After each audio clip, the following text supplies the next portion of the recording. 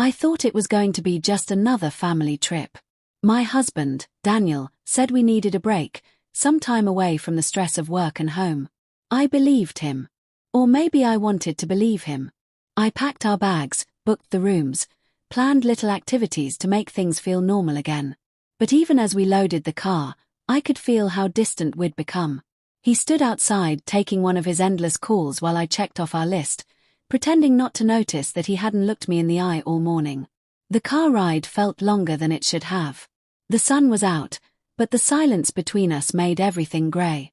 He scrolled on his phone, answering messages with that half smile he never gave me anymore. I stared out the window, watching the blur of trees and wondering when we had stopped talking about anything real. Maybe it happened slowly, a missed dinner here, a cold shoulder there, until suddenly, we were two people living parallel lives under one roof. In the back seat sat Ethan, his son from his first marriage. He's 23 now, quiet but observant, the kind of person who listens more than he speaks. I've known him since he was 15, since the awkward days when he barely spoke at all. Back then, I tried to be careful, to not overstep, to be kind without being intrusive. Over time, he'd grown comfortable around me, respectful, polite, always helping out when Daniel wouldn't. I used to think of him simply as my stepson, but that trip would change that forever. When we reached the resort, Daniel was already on another call before the car even stopped. Ethan carried the luggage while I checked in. The receptionist smiled at us, asked if we were celebrating something. I almost said our marriage, but the words caught in my throat. Instead, I said, just a little getaway. She handed over the keys with a cheerful "enjoy your stay," and I smiled back, pretending I meant it. The room was beautiful, a wide view of the lake, a balcony with 2 chairs, sunlight spilling through white curtains. I wanted to believe it could be a fresh start. I tried to start small, asking Daniel if he wanted to walk along the lake after unpacking. He didn't even look up from his laptop. "I've got a few things to handle first," he said. The same old line. So I went alone. I watched couples walking hand in hand, laughing softly, taking pictures of each other. The breeze was cool, the sky painted in soft orange and pink, but I felt empty. I used to love these moments, the peace, the stillness, but now it just reminded me of how much silence had crept into my life. Later that evening, Daniel told us he had to meet a client for dinner. I tried not to show the disappointment, but I'm sure Ethan saw it. He asked if I wanted to have dinner together instead. I hesitated at first, not because it was inappropriate, but because I didn't want him to feel obligated. Yet the way he looked at me, gentle but genuine, made me say yes. We went to the small restaurant near the lake, the kind with soft music and candlelight. He talked more than usual, asking about my work, my family, even my childhood. It felt strange but comforting. For the first time in months, someone was actually listening to me, not nodding out of habit or checking their phone mid-sentence. I laughed at one of his jokes, a real laugh, not the polite kind I'd gotten used to. When he smiled back, it wasn't the grin of a boy. It was the steady, knowing smile of a man who understood more than he let on. At one point, I mentioned that Daniel seemed distant lately.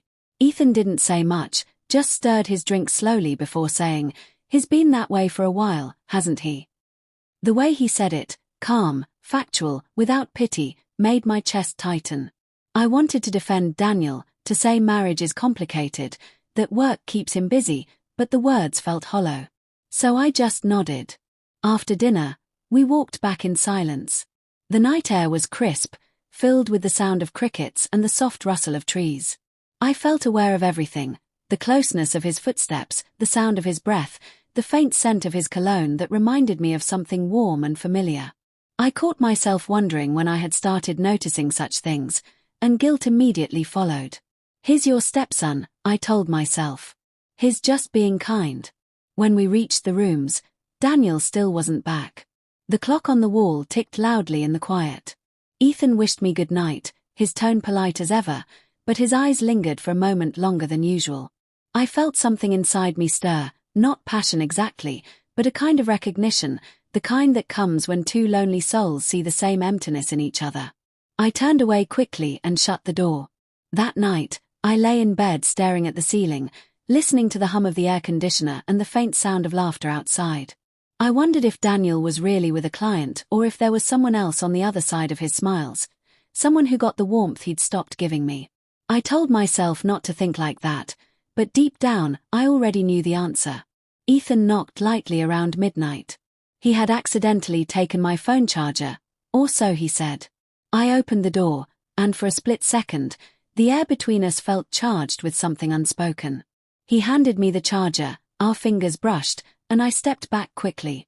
"Good night," I said, my voice thinner than I wanted it to be. "Good night," he replied, quietly, almost tenderly.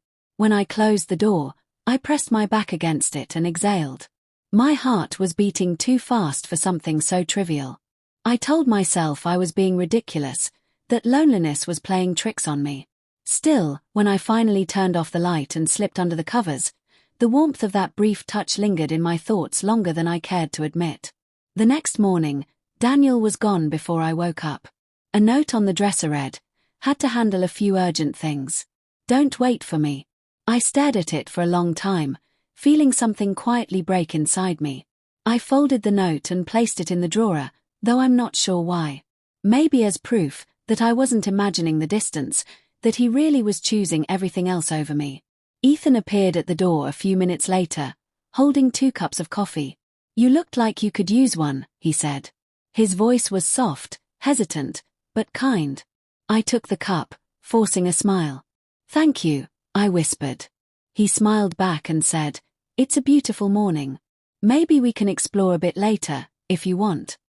And just like that, a small part of me, the part that still wanted to feel seen, said yes before my mind could stop it. I didn't know it then, but that single yes would change everything that followed. The day began quietly, sunlight slipping through pale curtains and the faint sound of birds echoing from the lake. I hadn't slept much. My mind had been restless, filled with thoughts I didn't want to acknowledge. When I stepped out onto the balcony, Ethan was already outside, leaning against the railing with his coffee. He turned when he heard me and smiled in that calm, unassuming way of his. "You're up early," he said. I nodded, pretending to be casual, though the air between us already felt different, heavier somehow. We decided to walk down to the lake after breakfast. Daniel still hadn't returned, and I didn't bother asking where he was. Maybe I was tired of pretending to care. The air was crisp, scented with pine and water. We walked slowly along the wooden dock, our reflections rippling on the surface below. It was quiet except for the sound of our footsteps and the occasional whisper of wind. Ethan asked about my work, about whether I still enjoyed what I did. I told him I used to, before everything started feeling so mechanical. He listened without interrupting, eyes focused on the water. Then he said something that caught me off guard. "You know, you deserve someone who actually listens when you talk." I didn't respond. I just looked away, because if I met his eyes, I knew something in me would give. We rented kayaks that afternoon, gliding across the lake under the sun. He laughed when I almost lost balance, and the sound was light, genuine, the kind of laugh I hadn't heard around me in years. For a brief moment, I felt alive again, as though I'd stepped out of my own skin and found someone I used to be. But every time our eyes met, I felt a strange guilt stirring beneath the warmth. It wasn't just kindness anymore. It was something unspoken and dangerous. Later, when we stopped for lunch at a small cafe near the edge of town, I noticed the way people looked at us, as if we were a couple. It startled me. I almost corrected the waitress when she said, "You two make a lovely pair." But Ethan just smiled politely and said thank you. I couldn't bring myself to explain. I wanted to, but the words wouldn't come. The moment felt too comfortable, too easy, and that scared me more than anything. That evening, we returned to the resort and sat outside by the fire pit. The other guests were laughing, roasting marshmallows, taking pictures. We sat a little apart from them, our chairs angled toward the lake. The glow from the fire flickered across his face, highlighting the quiet strength in his features. He wasn't a boy anymore. Somewhere along the years, he had become a man, thoughtful, composed, and far too perceptive for my comfort. He asked me then, softly, "Are you happy?" It was such a simple question, but it felt like someone had peeled away all my armor. I stared at the fire, the orange light blurring my vision, and said, "I don't know anymore." My voice shook slightly. I thought I was. I thought I could fix things if I just kept trying. But I think I've been pretending for so long, I don't even remember what real happiness feels like. He didn't say anything at first. Then he leaned forward, elbows on his knees, and said, "You deserve more than pretending." Those words landed deep. It wasn't what he said, but how he said it, quietly, without pity, as if he'd been carrying that thought for a while. I looked at him, really looked at him, and something shifted inside me. I wanted to tell him to stop, to not cross this line, but instead, I asked, "And what about you? Are you happy?" He smiled faintly, though it didn't reach his eyes. "I don't think I know what that feels like either," he admitted. "Not anymore." We sat there in silence, the kind that says more than words ever could. The crackling of the fire filled the space between us. I could feel my pulse in my throat, that nervous thrum of something forbidden waking up after too long a sleep. When the night grew colder, I stood to leave, but my foot caught on the uneven stone and I stumbled slightly. He reached out instinctively, catching my arm. For a moment, his hand lingered on my skin, warm, steady, protective. Our eyes met, and the world went very still. I should have stepped away. I should have said goodnight. But I didn't. I froze, caught between reason and something far stronger. Finally, I whispered, "Ethan, we shouldn't." "I know," he said softly, his hand still resting lightly on my arm. "I'm sorry." But he didn't move, and neither did I. Then he released me, stepping back just enough to break the spell. "Good night," he said again, his tone careful, restrained. I nodded, barely trusting myself to speak. Back in my room, I sat on the edge of the bed for a long time, staring at my reflection in the window. I looked the same as always, yet I didn't feel like the same woman. There was something different in my eyes, something I hadn't seen in years: life, confusion, danger. I thought of Daniel somewhere out there, maybe sitting across from another woman, smiling that half smile he used to give me. I should have been angry, but instead, I felt numb. The next morning, Ethan knocked softly again, holding breakfast trays. I hesitated before opening the door, remembering the touch of his hand the night before. He looked calm, composed, pretending as if nothing had happened. "I brought food," he said, avoiding my eyes. I smiled faintly, grateful and uncomfortable at once. We ate quietly on the balcony. The sky was bright blue, the air fresh, and for a while, we just listened to the sound of water lapping against the shore. Then he said, "I hope I didn't make you uncomfortable last night." His voice was sincere, apologetic. I shook my head. "No, you didn't. I'm not used to someone seeing me the way you do." He turned to look at me. "How's that? As if I matter." He didn't reply. He didn't need to. His silence said everything. Later that afternoon, we explored the nearby forest trail. The walk was long and winding, and every step seemed to pull us further away from reason. He made me laugh again, genuine, unguarded laughter. At one point, we stopped by a stream, and he took my hand to help me cross the rocks. It should have been nothing, a small gesture of care, but the moment his fingers intertwined with mine, I felt that familiar rush of warmth, that forbidden thrill. We didn't talk about it. We didn't have to. Something had already changed between us. That night, I couldn't sleep again.